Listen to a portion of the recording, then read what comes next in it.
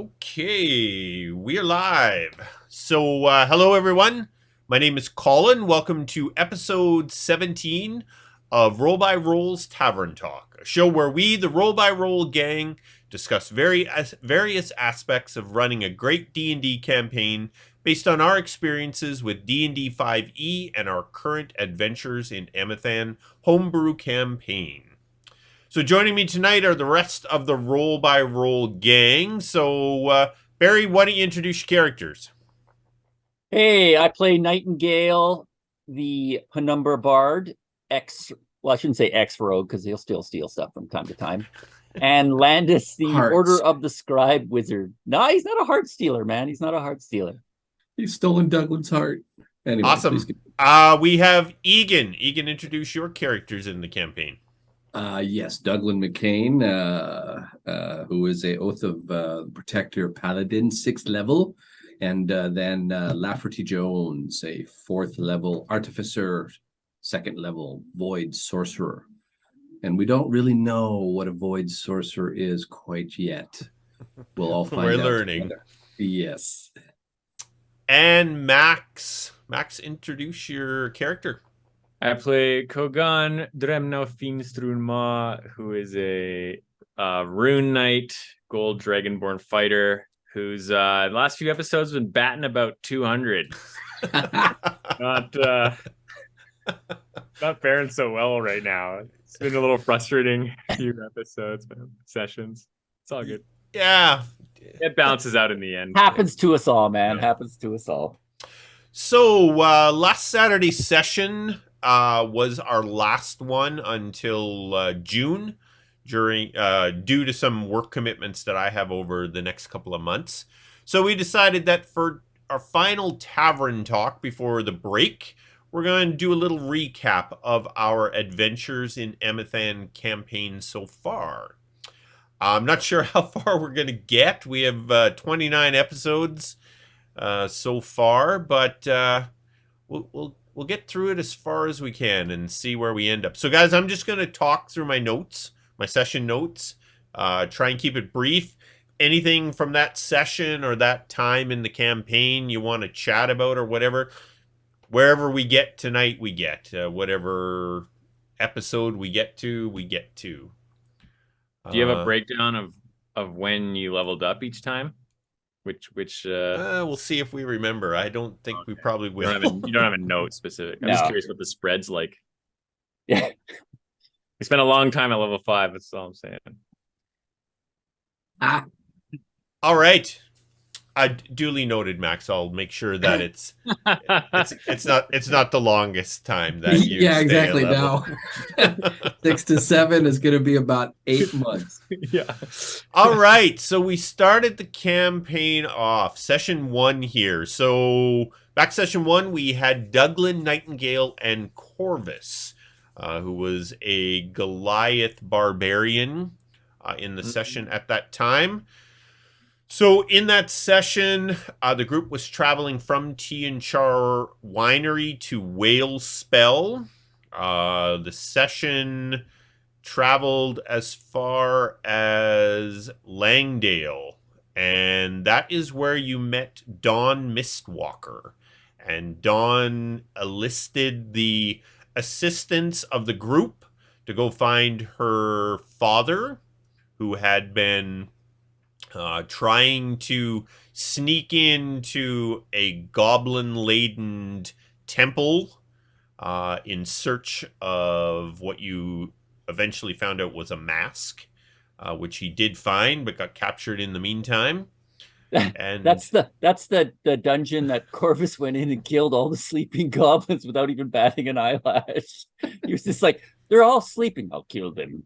He was a ranger with a moral code. Well, and I think goblins were his favorite enemy. Yeah, his favorite enemy. So we ended that session off. You were actually in the temple, making your way through, which brought us into session 2. Just before I move on to session 2, just out of curiosity, anybody take a stab at when we started the campaign? Like date? Even if you can come up with month and year. When did we start this campaign?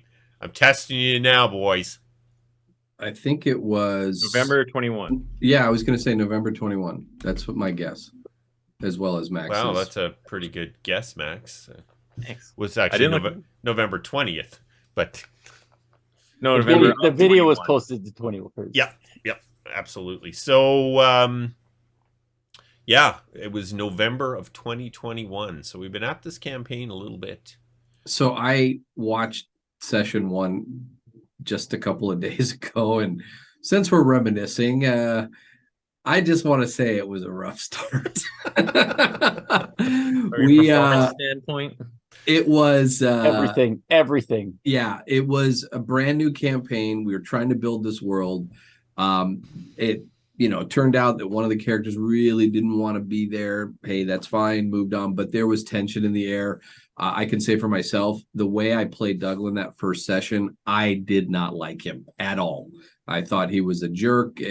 There was no string he could pull to keep going and adventuring. He was just a crotchety old coot, angry at everything. So fortunately, we were able to address it and soften the edges, and Colin made it to where he could go out and do other things besides just fawn over his missed family. So that's what I remember most about session 1. We all fell victim to the tragic backstories. We had 3 characters with the most tragic backstories ever. So everybody was just I was broken definitely concerned how it was all going to work, but we figured it out. So session 2, you finished exploring the temple. You found Ferric and the mask. You fought a super goblin who was possessed by the mask. The Mistwalkers then led you to Whalespell, and it was hard to tell from my notes if we actually visited the Vanguard in that session or if it was the next session. But there is... well, let me take a quick look at 3 here. I don't think we did. I have the Nightbringer mask. I thought we visited the Vanguard after we had dealt with the whole windmill. Nope. You visited the before and after. So there was a visit to the Vanguard, and then when you came back the second time, is when you got to speak to Seer Yanol. Were they really Vanguard or were they Doom? Yeah. Now it's hard to tell. Eh? And by the way, we still haven't. They're still missing, right? Ferric and in Dawn. the current session. Yeah. So in what I'm going to say was probably session 3, you visited the Vanguard. This is where you met. Where are their names here now? The 2 Vanguard. That was Galen Atwater and Odessa Atwater. And then eventually after you got done at the old windmill and you came back, that's when you met Seer Yenel. In session 3, the Mistwalkers asked you to join them at the Wanderers Guild house, and that's where the mask got burned. Remember, Ferric threw the mask, and it was done with the mask. And didn't they get entry into the Adventurers Guild? Yeah, that's what got them entry. Yeah, getting that particular item is what got them in there. And so you met Axton Ember Shadow, who ran the Wanderers Guild house in Whalespell. And that night you were approached by a Penumbra Bard, Ren, and you went to see Ren, and that is where you ended up. That was back during the time period when Nightingale's past was haunting him and trying to make itself back in his life. So he was getting messages and death threats and still trying to hide it from everybody. And Yeah, Yep. I remember those wonderful days. Yeah, so that was session 3, taking us into session 4. So in session 4, um, you were you have here you were summoned back. So it looks like it's funny how the memory. It looks like you actually went back to the Vanguard. That's where you met um, Seer Yanal. And that's where Douglin found out the story of what had actually happened the night that, Big TSN turning point, that one. yeah, it was. Everything you thought you knew was a lie. Yeah, that was yeah, that was a little bit of an awakening for Grumpy Douglin. Wasn't as grumpy after that. Yeah, so it actually you deal with the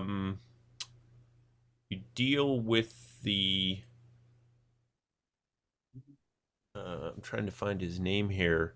Venard at the beginning of this session 4, and that's where you go to the old mill house. You rescue the sisters that whale Pick up a spell letter about Ren. Melton. Yeah, well, actually, the Melton letter came out of the temple. Came out of the temple. Yeah, yeah. I know it was pretty early on. I've been searching for that one. So that one is probably worth explaining because the Melton the reference to Melton pops up every now and then. So yeah, you go ahead, No, Colin. you go ahead. Go ahead. All I'm going to say is, for those that the temple is actually, I took a lot out of a module called Temple of the Nightbringers by MT Black. And in that, the town just outside of the temple is called Melton. I missed that detail when we got into the session. So, Barry? So from my part of it is we're going through that, Corvus is slaying the goblins and we are picking up bits and pieces of treasure, and I'm going through my inventory and there's a letter. And so I open up this letter and all it says is Melton on it. And I was like, is that someone we were supposed to meet? I couldn't figure out where we got the letter. So I think the moment I discovered in the inventory, every now and then, if you watch the sessions, you'll see Nightingale ask about a Melton. Do you know a Melton?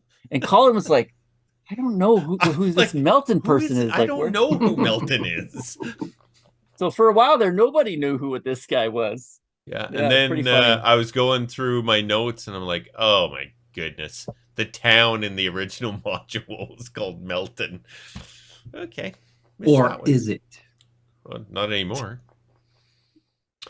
At the end of session 4 is when Corvus got the slave collar off. Worst idea ever. Yeah. I thought it would be a great way to have character interaction, to have Corvus have a slave collar on, which just vanished from the world of Emathan, thank God. And Nightingale had won him in a poker game.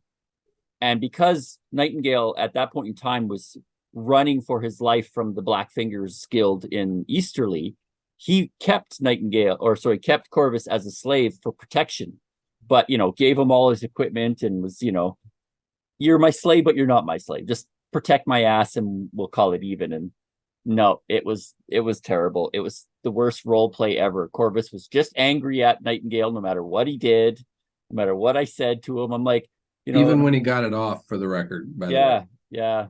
It was just terrible idea. Such were the early growing pains of the Adventures in Emathan. Did you guys have a discussion about that ahead of time? Oh yeah, we thought it would be a great way, and like we'd be able to play off each other. That like Corvus would pretend to be a humble slave, and it'd be a way for us to, people not to expect him to be this great warrior, right? Yeah. No, it wasn't playing off that way. It was he constantly berated Nightingale over keeping a slave in public, and I was just like, what are you doing? Like, it just didn't work out. So guys, our super fan is with us again tonight, and he's got a question here. So how did everyone come up with their character and what they would sound like? from my watching it, I think it's been a development because I Dublin know, for sure. yeah, like the voices, the character, it's definitely changed a lot from the beginning. I think Nightingale's been always a kind of higher pitch guy. Like he's a very slight little elf. So he's always been this kind of high pitch little voice because, Nightingale, and this is kind of seeing behind the curtain, but he's just beyond being a juvenile elf. Like he's a child almost. He's probably like a 18, maybe going on 19-year-old if you were to look at an elf in elf years. Like he's super Like young. 80 or 90 or something. I think he's only in his like late 30s. So like he's a very young elf, but he wears a mask so no one can tell what his age, and he always dresses up, right? So he's a very young, high-pitched kind of dude.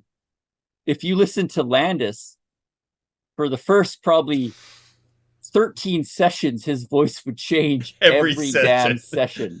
Like for a while, he was like kind of a stuck-uppy British person, and then it's just I was so struggling with that one. I remember the you night found before him. we started with that, you're like, I have no idea what Landis's voice is. Whatever kind of comes to me when I start, that's going to be Landis. And you changed it, like you said, just about every session. Yeah. Max, what yours is the most interesting, man. You literally created a language. Well, I didn't create it. I adopted it from Skyrim. Yeah. And wonderful people, fans who created a Thum, the dragon language, off that game website. So I used that as my total influence, and because I studied the phonetics of it, so like how they pronounce things. So I'm like, oh well, that's easy enough for me to just translate that to how he would speak English based on like what's in their alphabet. So I just let that shape it, and then he's just kind of a good-natured, want to do right kind of guy. So I don't give it too much thought. I just kind of put those things in my head, and I can't do his deep voice justice. I'm a tall person, but I don't naturally have a very deep. You're not 300 pounds of solid muscle I'm not that resonating in a guy. chest the size of a Dragonborn, man. yeah. I can't quite. I try to use my lower register a little bit, but I can't get nearly the justice that I'd love Kogan to sound like. But that's just what I go. I don't try to think too deep on it. And once I get something, it came pretty quick, I guess, with him. But I'd been daydreaming of this character for months, so it was pretty easy. So It's thankfully, great. I Yeah. was able to find the translator, so I'm able to drum up a few words every now and then. I type them into the translator, and I'm like, okay, I think I can. For Douglin, to let you also behind the curtain, basically I start with the voice, then I build the character. He's a tall, sandy redhead, Douglin McCain. He had to be what I assume sounds sort of like an Irish accent, although I'm like Barry. Every once in a while I lose it, and I'm like somewhere between Scottish and South African. The good news is you're in a fantasy world, so Yeah, exactly. You're that's just whatever that. language it is. Yeah. And so yeah, basically, no, all kidding aside, though, he was going to be an Irish accent from the get-go. I was hard set on that, and filled in the character, and the voice just kind of went with it. With Lafferty, he is a motor mouth, right? He has too many thoughts in his head, so he is a rambler. And I think it's been pretty good, especially early on. Because of the Voidwater influence, he's starting to kind of take on a little bit different demeanor. But no, Lafferty was very much a motor mouth, inappropriate, no filter, going to say what he thinks is on his mind. And hey, that's just logical. Sorry. See, there's a good example of a difference between an accent and just a tempo and style of talking. You don't use an accent with Lafferty. No. It's just a tempo in the way you don't take breaks. He just talks and talks and talks until someone cuts him off. Yeah. Yeah. Great. Good question, man. Thank you. All right, so session 5. We started session 5 off with a big moment in the campaign. It was when Douglin got Oath of the Protector. So that would have meant we moved to level 3 between sessions 4 and 5. And so we had a little fanfare there to introduce our Oath of the Protector, which was our first our own subclass, homebrewed subclass. That is also when Nightingale took his first level of bard. That's Up right. until that point, he was just rogue, trying. Like, I think it was either the second or third session, which would have probably, in game time been more than 2 years that he'd been training to be a bard, that he sang his first song in front of people. Yeah. And it was in front of the Mistwalkers. So that was him basically embracing his Penumbra spirit or whatever you want to call it, his training, and going all in. He was all in at that point, man. So I know I'm biased. I think Oath of Protector is a legit subclass that I'd love to submit to Wizards of the Coast. Yeah, I mean, there's definitely some bits and pieces you've taken from other subclasses. Yeah, so and that was on purpose. That was on Yeah. purpose. Yeah. make sure it's balanced. we didn't want to overpower. Yeah, of and course. so I kind of did the formula of all the other odes. I just sort of cherry picked. Yeah. But just in general, from a paladin as a protector, I think it fits. I do. I really, in fact, I kind of had a list of my favorites to date, and that's one of my favorites is, us creating this Oath of the Protector. I really like it. It's a really fun class, and I think it fits Duglin perfectly. So, in the session, you arrived back in Langdale, where you had originally met up with the Mistwalkers, or I guess with Dawn Mistwalker. The big moment you went to the Twin Rose Inn again. The big moment there was the first time you met the Easterly Royal Guard and learned about the struggles in the Barrens and how the Centaurs were losing the fight against the Iceborne Orcs. So that's when that hook first got introduced into the game. You finished up that game, or we finished up that session. You arrived at the Halfling Gypsy Camp and learned about some missing halflings. That's when me and Egan were like, in Easterly, you never go down holes. Because down that hole was some trippy sister spiders that's talked in their head, and we were just like, you know what? Yes, that's right. And you If guys there's could a hear hole in it. the ground in Easterly, you leave that thing alone, man. Like, don't go down there. It's not worth going under the ground in this world. Yeah. Yeah. So in session 6, you went after the missing halflings. You were able to rescue them. That was in the Spider Cave. I do believe that was our second big combat we had. You guys fought some goblins on the way to Langdale. That's where you ran off chasing them and. Oh yeah, Duglin's javelin throws. Yeah, can I give you? This is my what I call a famous favorite oh shit moment. Early on, right?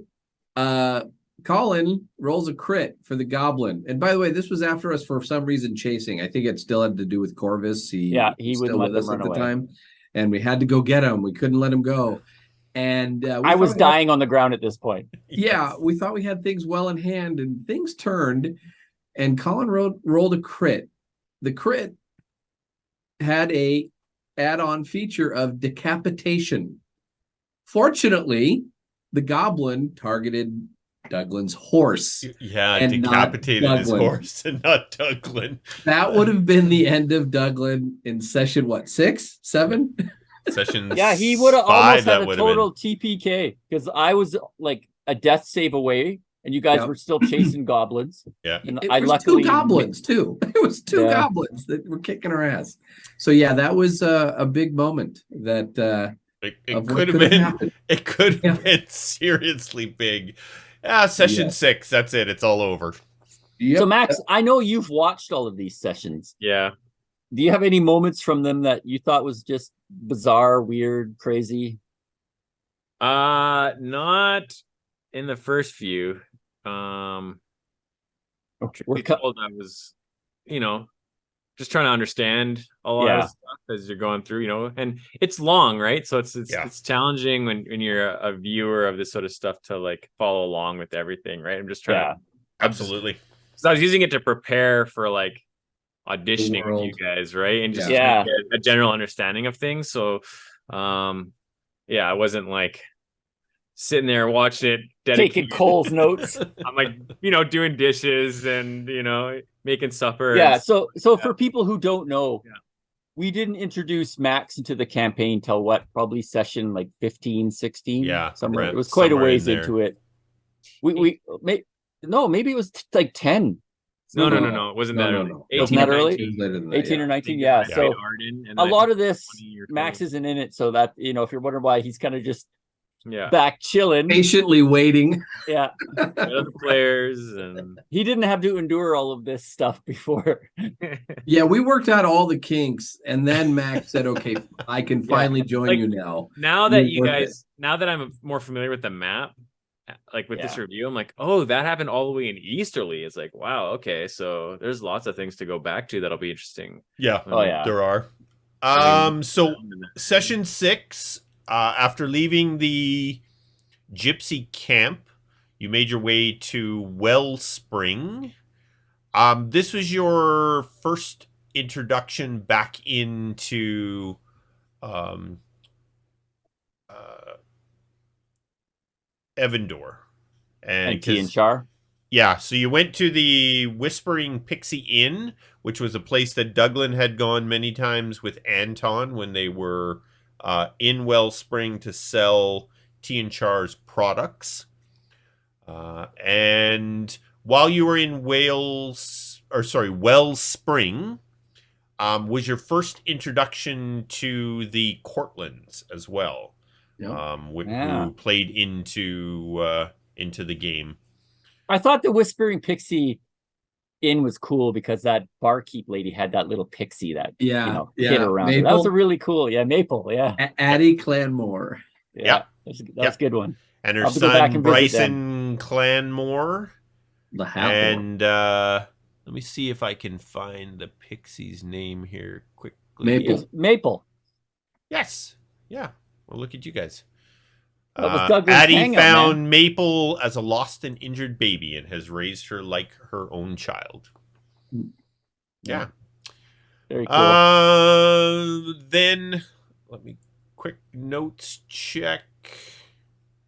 So you then headed to T and Char Winery, and I think that's where arriving at T and Char Winery is where we had kind of finished things up there.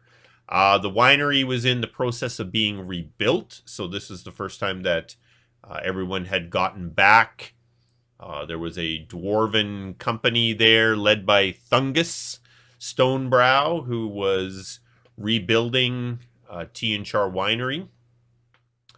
And Douglin and Anton had their first little discussion. Yeah, about can what I? had You forgot to happened. mention Anton demoed Douglin's house. Let's make sure we put Oh that out there. yeah, I remember that. I was gone.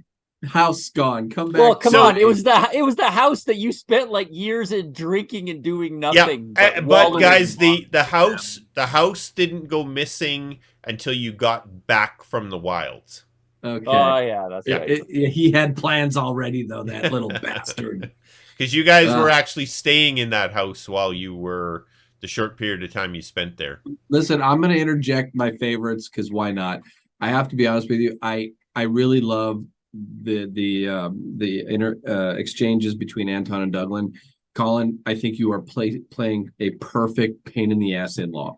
Like, I mean, to a T, right? See, that's your perspective, but I've always found Anton to be this nice guy. Of course, that's even Yeah. better. That's what I love about it. And it's And like Lafferty there's nothing loves it. condescending or like there's no dig. It's not like a It's just snide. Like, Douglin's insecurities. Eh? It Yeah. is. It's just He's like- never good enough for his daughter, Yeah. And he's the nicest guy. Lafferty loves him, like adores, like Oh, looks yeah, up to him, worships him. But it is such a fun dynamic because, come on, it's an in-law, It a is. pain in the ass Douglin in-law. problem. Yeah. So in Yes. talking to Anton, it's where we first hear about the Githyanki and the Githanthor. We learn about how that night that Maggie came back through with the Githanthor to drop off Anton.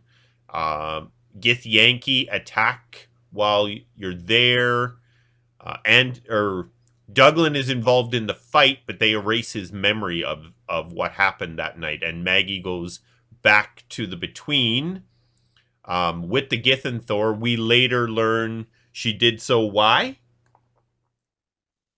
Because she had met up with the family, the rest of the family, who had been drawn into the Between, and she was trying to understand what could be done with that situation. Didn't know at this point, but that's why she had returned to the Between. Also in session 6 is the first time that Lord Baskel contacts Nightingale, scrying on him. And so that starts Nightingale into paranoia overdrive, because it's clear that Lord Baskel is looking for him. Those were tough sessions, man. I was just waiting for the ambush and be like, how am I going to explain? Remember when I tried to hide the letter under Douglas' pillow? Yeah. Well, hopefully we'll get to that. I've done some dastardly things, okay? I tried to get a guy to dress up like me when there's an assassin hunting me. You know, what a young kid. Whatever. Self-preservation. Self-preservation. Yes, Malcolm. We tried to get Malcolm to dress up like him. And then I felt guilty and gave him money so he could leave the city. So then session 7 is when we introduced Alanon and Brash into the campaign. Oh, yeah. So during that session, the Dooms attacked Anton. That was when the first we learned of the Dooms and their attack on Anton. Also in that session, the King Xanthram's emissaries arrived. Was that also the same session that had one of my most uncomfortable moments? When a Tabaxi wanted to skin a guy alive? It was. That was in the Doom attack. So that was the very start of the session. And the way we did the introduction is Alanon and Brash were after the same group of Dooms that were attacking Anton. So everybody kind of converged on the situation at the same time. Nobody really knew who was who. And Brash wanted to shred the main Doom there. So let's just say that didn't go over well with everybody. To be fair, the character concepts were interesting. They were. They were absolutely. The execution, no pun intended. Yeah. You know, it just was no, like in concept, they were very creative. Yeah, it's cool with their thing. Like they came in as a pair, they built their characters as a pair.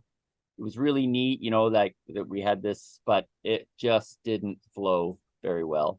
And at the time came into conflict with a Corvus. Didn't think it was cool. Yeah, and even though he'll kill goblins in their sleep.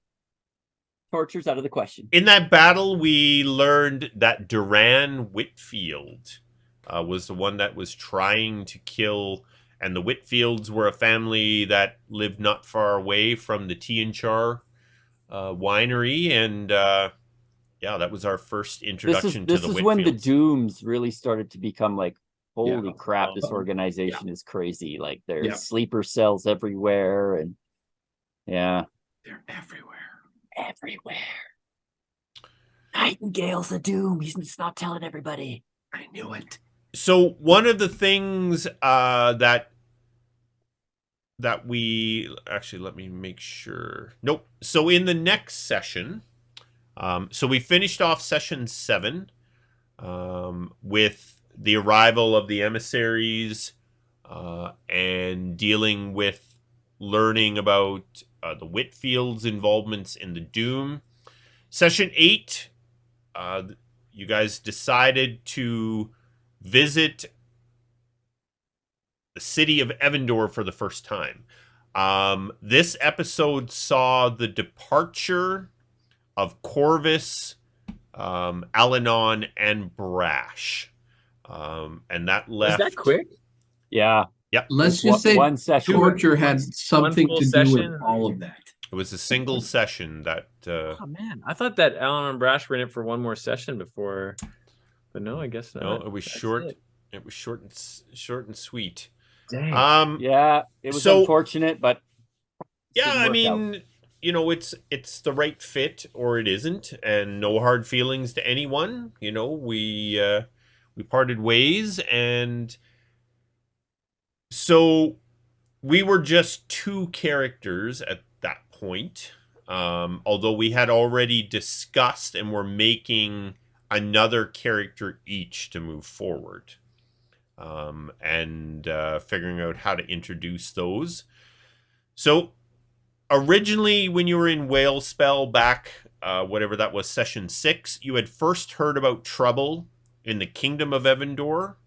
And now, as you went to visit the city of Evandor, Douglin had touched base with some friends. Lord Felmorn learned that the king and queen, there had been an attack on the king and queen. Now the king and queen were kind of hiding, didn't really want to touch base with anyone. A lot of weird stuff going on You there. brought the Whitfields to the Vanguard. That's where you met Commander Rainier for the first time. Your good buddy, Commander Rainier. Oh yeah, Yeah. he turned out to be great. So the session just before this must have been when Nightingale used the illusion to sneak the Doom out of T and Char. Because I had Well, picked wasn't up that. that after the No, that was the portal? second attack. That was the the portal. Okay. Yeah. Yeah. Okay. Yes. Yep. Sorry. That was the when the portal and all that went down. I love that. That was so good, Barry. Love that. How you did that. But not yet. Not yet. Yeah, so you made a visit to the Vanguard. You made a visit to Lord Felmorn. Learned a little bit about what was going on with because obviously Douglin had a lot of history as being a member of the military in the Kingdom of Evandor.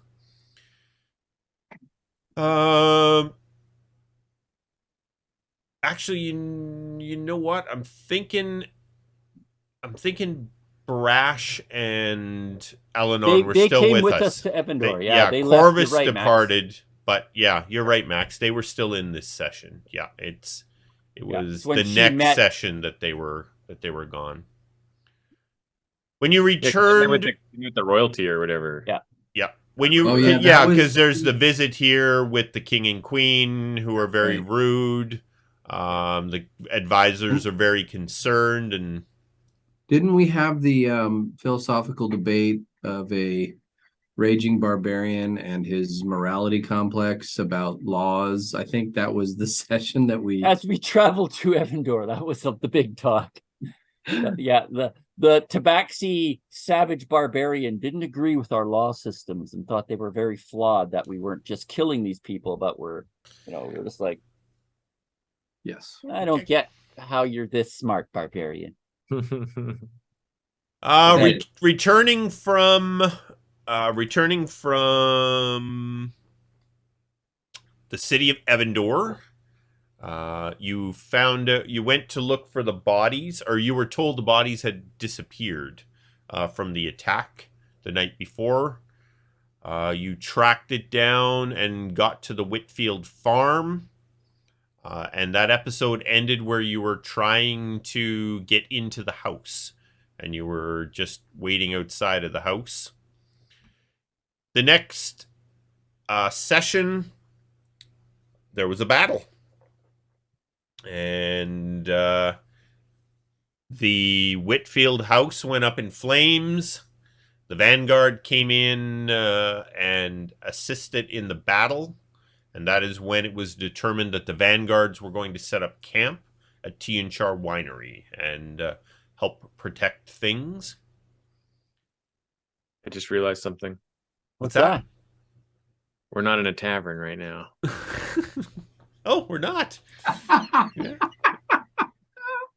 Yeah. We should have like soft music though, like reminiscing and What else happened in that episode? You went back to get some further details from Commander Rainier as to what was going to happen with the Whitfields. I think the way we played that out, because this was session 9 was the departure of Alanon and Brash, and they had gone to visit the Vanguard, and then they had decided that they were going to go to the Kingdom of Alagon to further search for the Dooms and the Poachers. Yeah. And Nightingale made his first visit to Watchtower Theater, where you met the Amberlance. Alvor Starling Amberlance and Della Wren Amberlance, his fellow Penumbra bards that looked after the city of Evandor. Just for people, if you're curious why everybody has a bird name, it's just part of the Penumbra system. Because all Penumbra bards hide their true identity, they're given a job title, and they use birds. Nightingale is a agent of chaos. They send them out to create chaos. When the Penumbras think that things are too settled and they're trying to manipulate things, they'll send agents of chaos out there, and that's what a Nightingale does. But Wrens and Sterlings are sent to specific locations as agents for that area.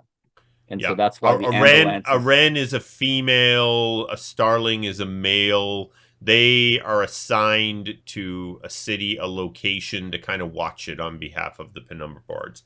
But they usually have some sort of musical tie to the city they're in.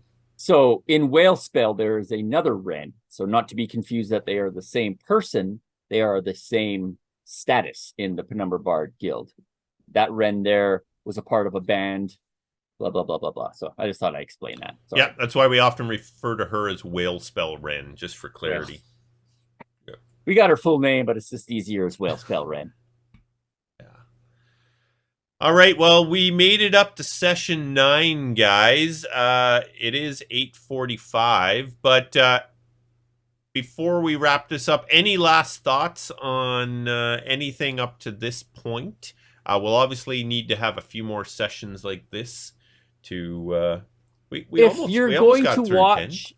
I think if you're going to watch our earlier sessions, keep in mind that we had just come off a 2-year campaign where we had played the same characters for that 2 year. And when you switch characters, it's really hard to find your rhythm and to, figure out who this new character is. Like me and Egan had a pair of characters in the last campaign that were as thick as thieves.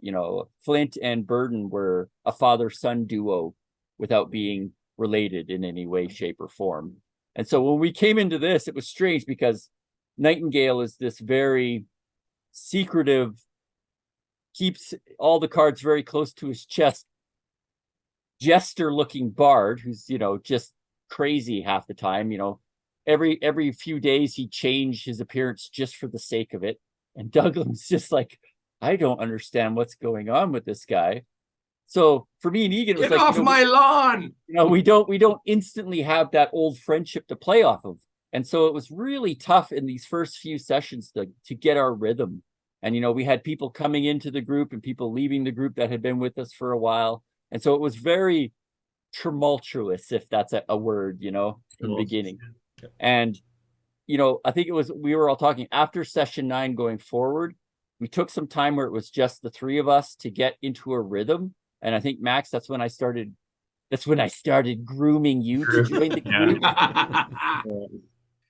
Yeah, and I gotta say, Max, truly, I know this has been mostly before you came on board, but just in a general sense, we will get to it. I do think you were the last piece of the puzzle. Thanks, man. Yeah, no, truly, you've Absolutely. been an incredible addition. The way you've enriched Kogan, you've brought him to life, and it has been a fantastic sort of.